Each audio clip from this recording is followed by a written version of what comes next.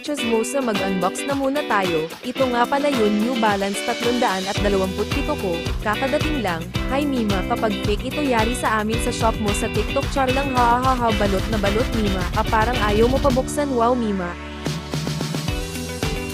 Ang ganda sa box pa lang, sa packaging pa lang maganda, sakto yun, size sa pa ako Mima, maganda yun, kulay, parang mapapa-order naman kami. Wow, ang ganda Mima ng New Balance, legit na legit, in-order namin sa TikTok, sinubukan lang namin kung legit ba o fake, nakakatuwa lang, hahaha, legit siya.